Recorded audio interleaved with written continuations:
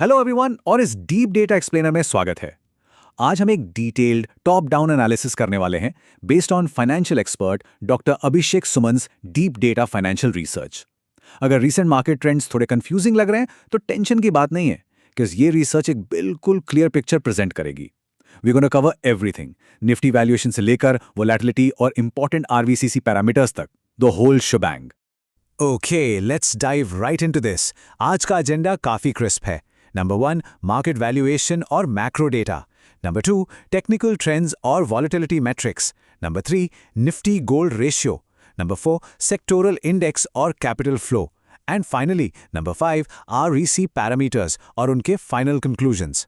We'll be moving systematically from broad macro numbers down to specific actionable sectors. Right. So let's start with Section 1, Market Valuation and Macro Data. As per financial expert Dr. Abhishek Suman's research, सबसे पहले हमें broader market valuation को evaluate करना होगा ताकि आगे के analysis के लिए एक solid base set हो सके। अगर हम निफ्टी 50 के इन कोर मेट्रिक्स को ऑब्जर्व करें तो क्लियरली दिखता है कि निफ्टी का पीई रेशियो जो अप्रैल में 22.4 था वो अब ईज होकर 20.44 पर आ गया है। इसका एक्चुअल मतलब क्या है? वेल, सिंपल टर्म्स में मार्केट धीरे धीरे कूल डाउन हो रहा है। साथ ही पीबी रेशियो भी 3.49 से गिरकर 3.25 पर आया है और डिविडेंड यील्ड लगभग स्टेबल है एट 1.36%। ये cooling off period specially overheated markets के लिए एक काफी हेल्दी साइन माना जाता है। Now let's look at the broader economy. India का market cap to GDP ratio currently 115.69% पर है। To put that into perspective, ये फिगर मॉडेस्टली ओवरवैल्यूड जोन के बिल्कुल लोअर बाउंड्री पर बैठा है, बिकॉज ये जोन टिपिकली 115% से 136% के बीच होता है। इसका सीधा सा अर्थ ये है कि ब्रॉडर मार्केट के पास अभी भी ब्रीदिंग रूम बचा हुआ है। We are definitely not in any extreme danger zone right now. Moving on to Section 2, Technical Trends and Volatility Metrics. Technical indicators के सेगमेंट में आते ही डॉक्टर अभिषेक सुमन की रिसर्च क्लियरली पॉइंट आउट करती है कि मूविंग एवरेजेस और वॉलेटिलिटी को closely monitor करना एब्सोल्युटली क्रूशियल है। And this illustrates a fascinating contrast.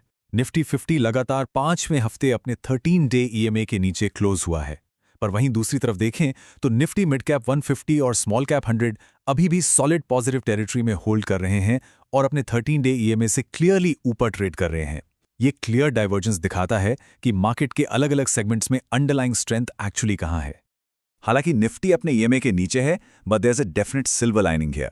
जो नेगेटिव गैप पहले हफ्ते में -118.82 पॉइंट्स का था, वो मैसिवली श्रिंक होकर सिर्फ -26.89 पॉइंट्स रह गया है।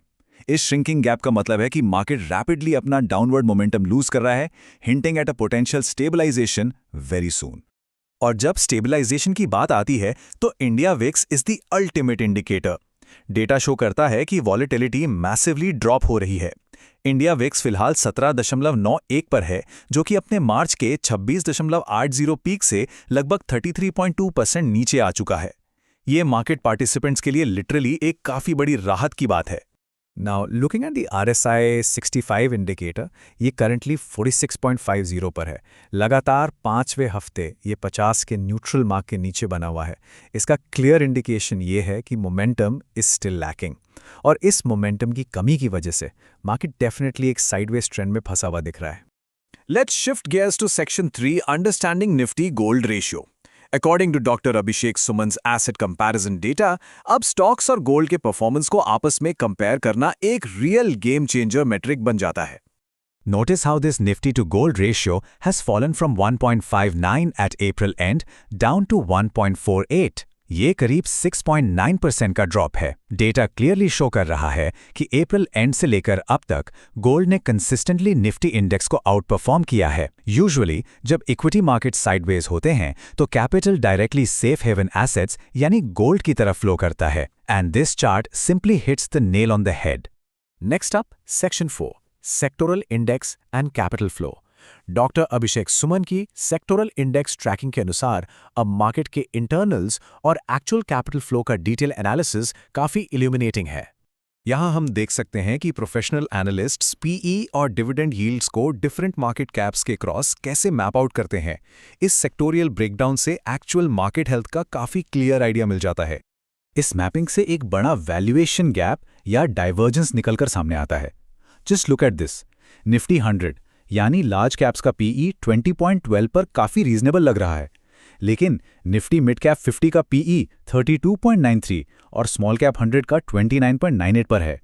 इसका सीधा मतलब यह है कि मिड कैप्स और small caps in relatively safer large caps के मुकाबले एक काफ़ी हैवी प्रीमियम पर ट्रेड कर रहे हैं।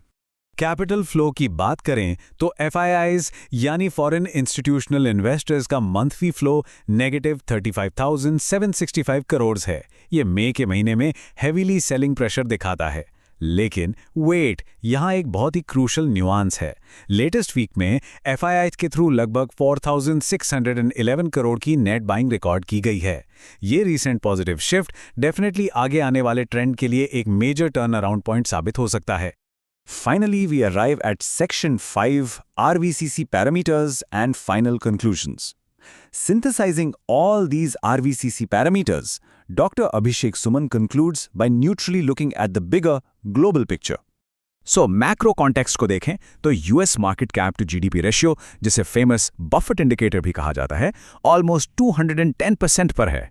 That is significantly overvalued. इसके ठीक ऑपोजिट इंडिया का 115.69% का रेशियो भले ही मॉडेस्टली ओवरवैल्यूड हो, बट रिलेटिवली एक मच हेल्दियर जोन में है। ग्लोबल मार्केट्स की तुलना में हमारा इंडियन मार्केट फंडामेंटली काफी स्टेबल अपीयर हो रहा है। तो इन सभी डेटा पॉइंट्स को समराइज करके फाइनल टेकअवेज क्या निकलते हैं? Current sentiment clearly point out कर रहा है कि मार्केट बेसिकली एक ट्रेंड रिवर्सल का वेट कर रहा है। ऐसे सिनारियो में focus strongly multi asset funds और एसेट एलोकेटर फंड्स पर शिफ्ट होना चाहिए। स्पेसिफिकली BFSI, मेटल्स और defence sectors are the ones to absolutely watch out for. इसके अलावा इंडिया का प्रेडिक्टेड रिटर्न, जिसमें GDP ग्रोथ, डिविडेंड यील्ड और मीन रिवर्जन शामिल है, is estimated around 5.9% per year. तो डीप डेटा ने अपनी पिक्चर क्लियर कर दी है। एक तरफ निफ्टी का नेगेटिव गैप लगातार क्लोज हो रहा है और दूसरी तरफ गोल्ड कॉन्फिडेंटली इक्विटी मार्केट को आउट परफॉर्म कर रहा है। इन सब मैक्रो और टेक्निकल इंडिकेटर्स को देखते हुए द बिग क्वेश्चन इज, क्या हम वाकई एक मेजर ट्रेंड रिवर्सल के बिल्कुल एज पर खड़े हैं? इन RVC पैरामीटर्स को क्लोजली ट्रैक करना एब्सोल्यूटली क्रूशल है। आज के इस एक्सप्लेनर में बस इतना ही। Until next time, keep tracking the data.